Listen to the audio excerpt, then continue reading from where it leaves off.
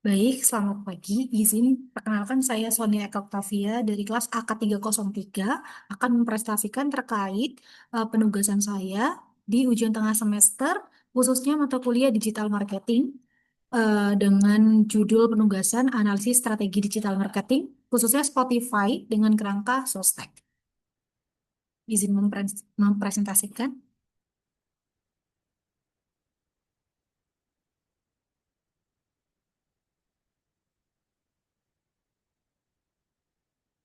Baik, di sini saya akan mempresentasikan terkait analisis strategi digital marketing Spotify dengan kerangka Sostek. Apa sih Spotify itu? Spotify merupakan layanan streaming musik, podcast, dan video digital terkemuka di dunia yang menawarkan model freemium atau gratis dengan iklan dan berlangganan atau premium tanpa iklan. Visi dari Spotify ini yakni menjadi platform audio terkemuka di dunia yang memungkinkan jutaan pencipta untuk mencari nafkah dari karya mereka dan miliar penggemar untuk menikmati dan terinspirasi olehnya.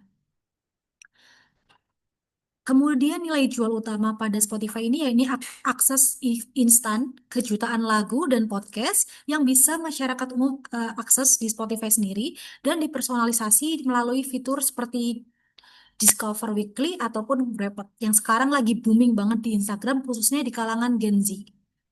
Nah, target dari pasar Spotify ini yakni generasi muda atau Gen Z dan milenial yang merupakan pengguna smartphone dan siapa saja yang mencari pengalaman audio on demand.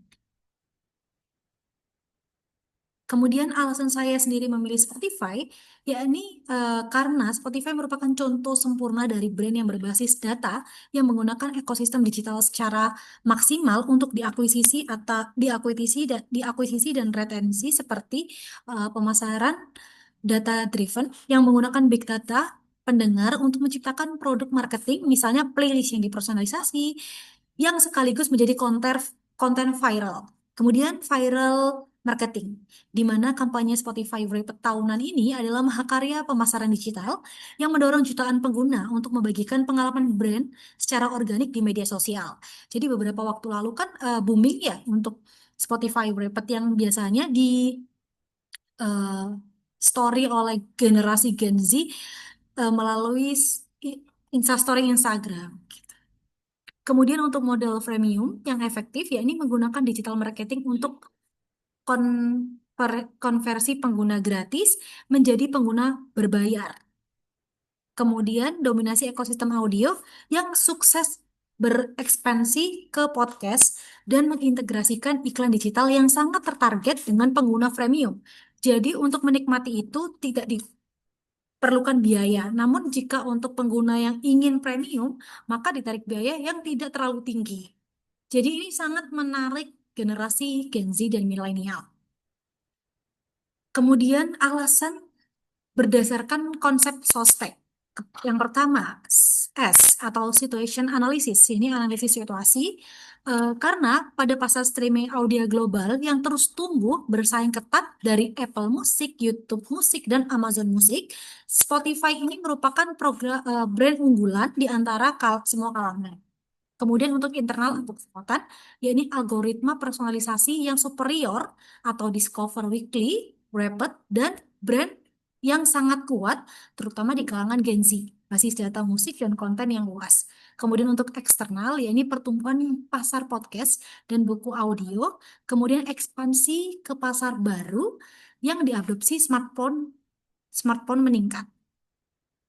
Kemudian untuk ancamannya sendiri, yakni biaya lisensi konten yang dinilai cukup tinggi sehingga regulator antitrust dan kompetitor yang menawarkan harga lebih rendah dibandingkan dengan Spotify dengan paket-paket bundle yang lebih menarik lagi.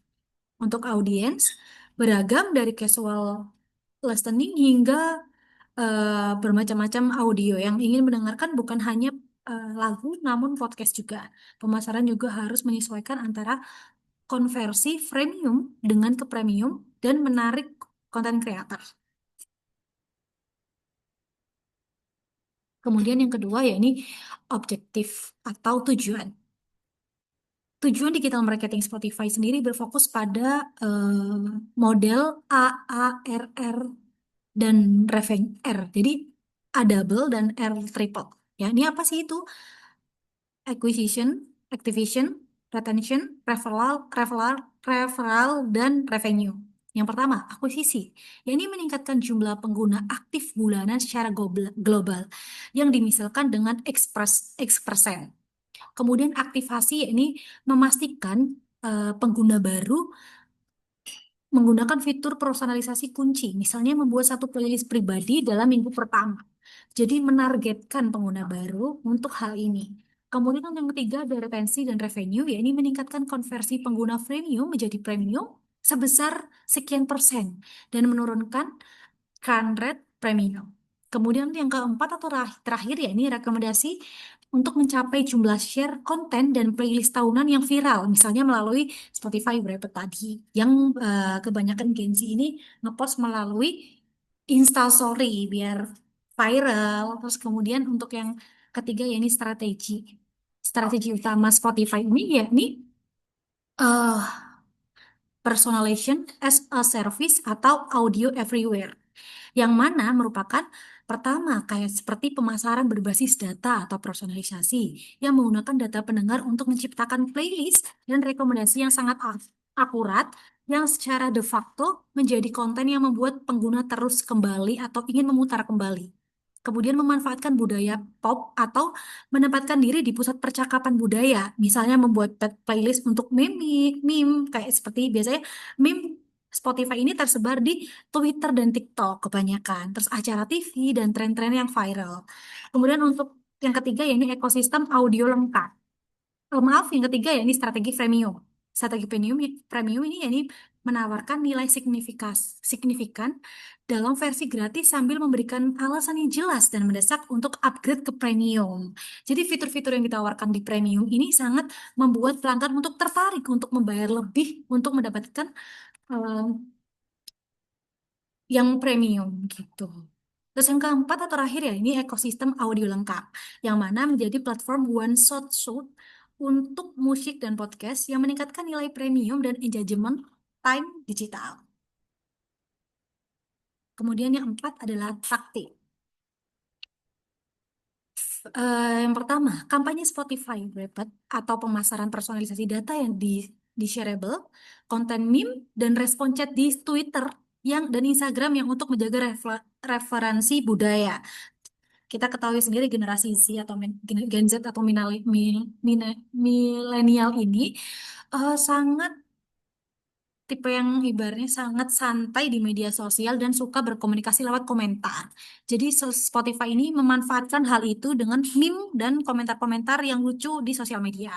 Kemudian untuk email marketing, ya ini mengirimkan playlist baru yang sangat dipersonalisasi, terus kemudian pengingat rilis artis yang diikuti, dan penawaran upgrade premium yang ditargetkan. Kemudian untuk konten atau SEO, ya ini mengoptimalkan halaman artis dan playlist agar muncul di hasil pencarian Google. Misalnya lagu hits 2025 atau blog atau artikel yang membahas tren musik dan podcast. Yang keempat, yakni iklan digital tertarget, yakni retargeting pada pengguna premium dengan iklan yang memamerkan fitur premium spesifik, misalnya tanpa iklan ataupun iklan di platform lain yang menargetkan audiens berdasarkan minat musik. Yang ke yang terakhirnya ini program kemitraan. Ya ini kemitraan dengan perusahaan telekomunikasi, misalnya dengan pakai data dan premium atau platform konsol game untuk terintegrasi. Yang kelima ada action atau aksi ataupun implementasi. Implementasi yang dilakukan oleh pihak Spotify sendiri dari tim data science, ya ini secara terus-menerus menguji dan menyempurnakan algoritma Discover Weekly dan Rapid ini, eh, terus kemudian untuk tim marketing global dengan mengimplementasikan dan mengalokasikan kampanye viral seperti Rapid di berbagai bahasa dan zona waktu. Kemudian untuk tim produk atau engineering, ya ini dengan melakukan A/B testing pada antarmuka pengguna untuk mengoptimalisasikan tombol upgrade premium dan meningkatkan user experience agar retensi tetap tinggi. Kemudian dari tim manajemen kampanye iklan, yakni mengalokasikan anggaran besar untuk Google Ads, Facebook, Instagram Ads, TikTok Ads dengan materi iklan yang menampilkan fitur konten ataupun personalisasi baru. Kemudian yang terakhir yakni kontrol. Key performance indicator utama pada Spotify yakni jumlah pelanggan premium bersih dan laju. eh, Semakin banyak jumlah jumlah pelanggan premium menjadi jumlah pelanggan premium. Kemudian pengukuran acquisition yakni customer melalui kanal digital ini lebih banyak lagi.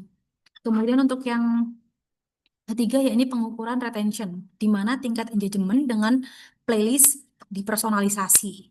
Untuk pengukuran referral, yakni jumlah share kampanye, rapid atau playlist dari pengguna ke platform eksternal selain dari Spotify. Misalnya kayak tadi, nge-story di Instagram gitu. Apa yang kita dengerin selama 1 tahun ini.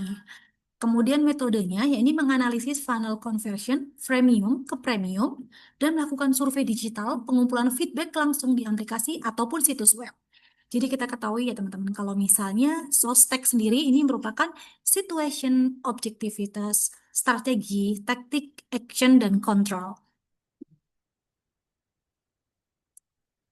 Kesimpulan dari hal ini, yakni Spotify berhasil menerapkan kerangka sostek dengan brilliant atau bagus, menjadikan data sebagai pilar utama strategi digital marketing.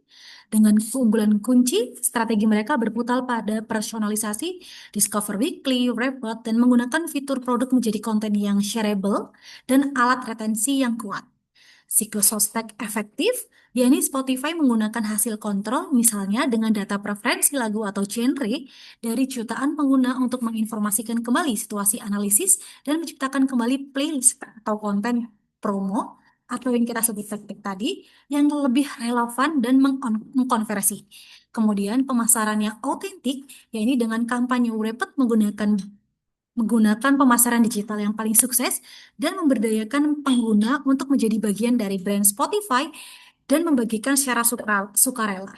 Spotify ini sangat baik dalam penggunaan big data dan pemasaran konten di platform digital untuk mencapai pertumbuhan dan retensi yang luar biasa. Eh, Baik, terima kasih atas pemaparan materi saya terkait analisis dari strategi digital marketing Spotify dengan kerangka sostek. Apabila ada salah kata, mohon dimaafkan. Wassalamualaikum warahmatullahi wabarakatuh.